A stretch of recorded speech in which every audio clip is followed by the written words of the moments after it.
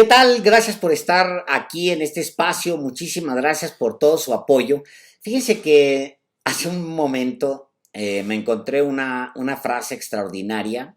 Cicerón, esto es pues antes de Cristo, entre 106 y 43 años antes de Cristo, Cicerón, orador político romano, él dice lo siguiente, dice, la verdad se corrompe tanto con la mentira como con el silencio.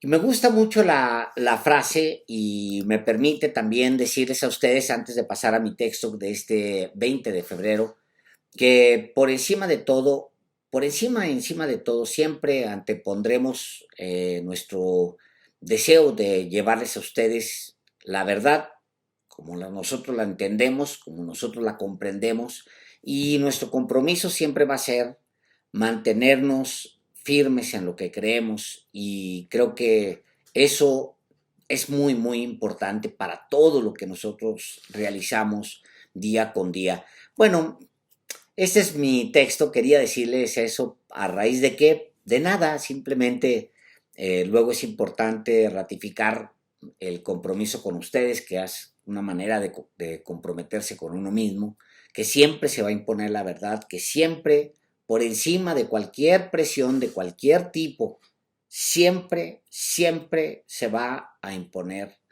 la verdad. Eso, pues es importante siempre ratificarlo. Y por el gusto de hacerlo, por el gusto de ratificarlo. Bueno, pues este es mi texto, se llama Elefantes en el cuarto y se los comparto, como siempre, con mucho gusto. Felipe Calderón sorprendió ayer con un extenso ensayo publicado en el diario Reforma, cuando faltan apenas unas horas para conocer el veredicto del jurado sobre Genaro García Luna. El destino del que fuera su mano derecha depende de 12 ciudadanos estadounidenses y del juez Brian Cogan, quienes han asistido a bochornosas sesiones de horror y asesinatos, portafolios con millones de dólares y acuerdos entre criminales durante la Administración Federal 2006-2012, que presidieron estos dos personajes, uno desde el Poder Ejecutivo y el otro desde la Secretaría de Seguridad Pública. El ensayo no era una recapitulación sobre lo ocurrido en el juicio que lo atañe directamente. Tampoco un análisis sobre la estrategia de seguridad que lanzó apenas llegó al gobierno federal y que ha provocado un derramamiento de sangre sin precedentes y que sigue hasta nuestros días en todo el territorio nacional. Calderón escribe sobre la urgencia de retomar el poder. En esencia, su ensayo es una convocatoria para que las viejas estructuras partidistas de las que ha vivido desde que es adulto se reorganicen de cara a su propio fracaso y se lancen contra el mito que alimenta su discurso de los últimos 4 años, que vivimos una dictadura. Calderón utiliza en su texto hilos de fantasía para tejer más fantasías. Llegó por fraude electoral, es decir, haciendo a un lado a los ciudadanos. Y luego gobernó por encima de ellos. Primero declaró una guerra sin consultar a nadie y luego los redujo a daños colaterales. Sin embargo, en su ensayo los convoca a que le ayuden a retomar el poder. Les aconseja abrazarse del Frankenstein McPrian, al que imagina como un gigante que solo está esperando las palabras correctas para echarse a andar.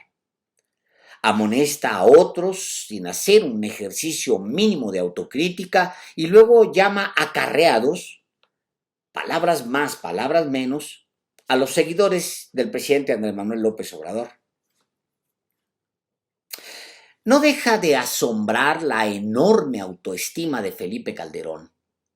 Se siente en superioridad moral para ponderar, dar instrucciones, aleccionar y decir que él ya hizo lo que debería hacer para, entre comillas, salvar a México.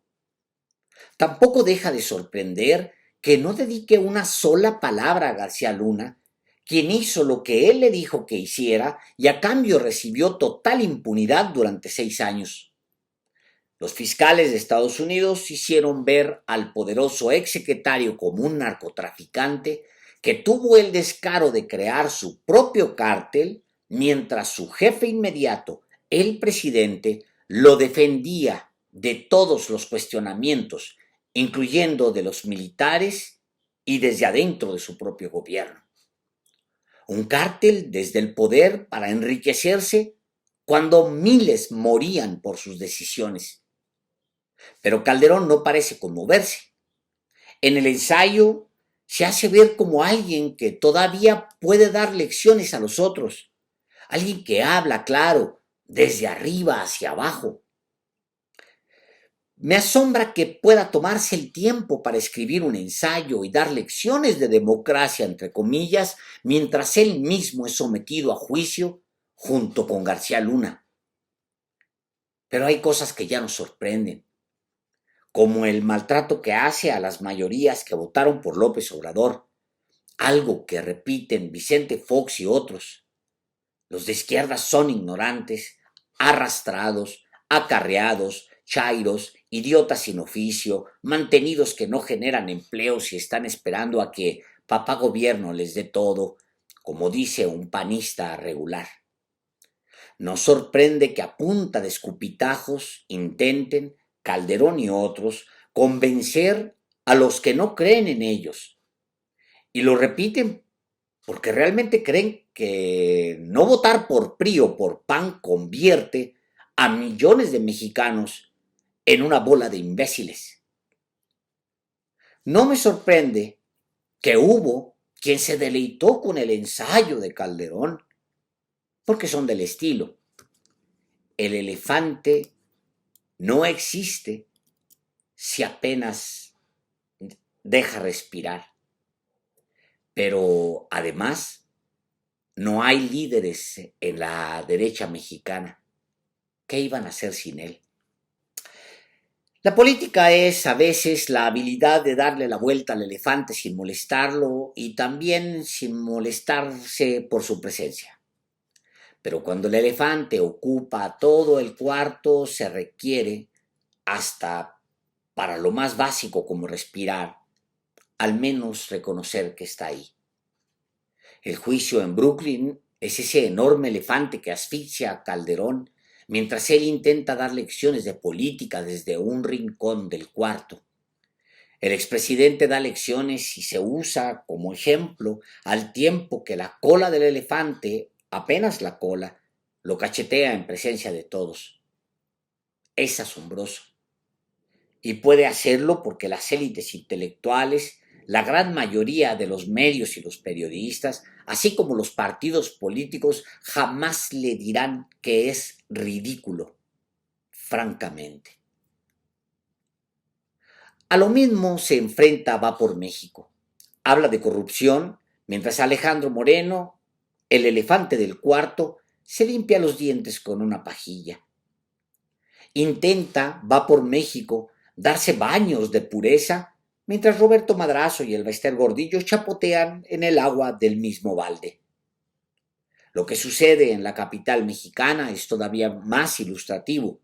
El elefante inmobiliario es dueño del cuarto y se lo presta al PRIAN a veces para que dé alguna conferencia.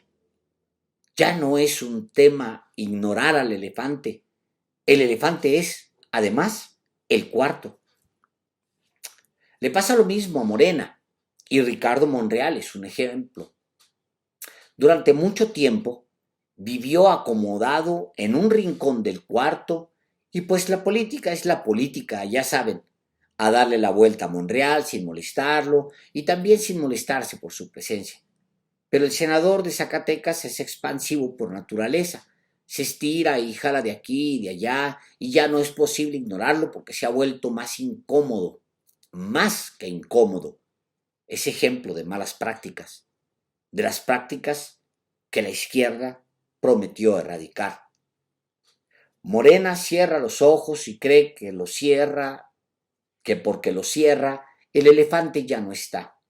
Y no es así. Ahí está Monreal. Ocupa aire que se respira, llena los espacios.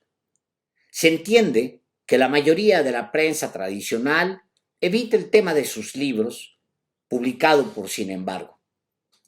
El Senado pagó millones de pesos, hasta con firmas falsas, para la compra de miles de ejemplares de Ricardo Monreal.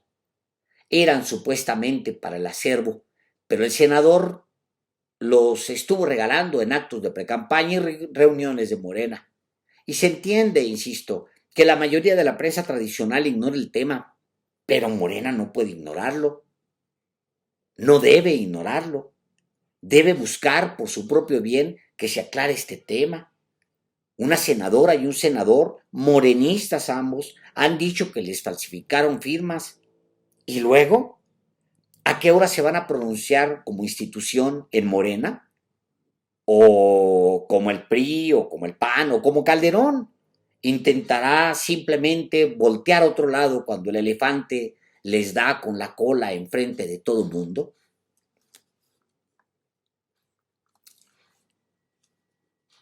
Muchos de nosotros tenemos elefantes en el cuarto, asuntos que debemos resolver y que no resolvemos porque la fuerza de un individuo tiene límites, todos los límites.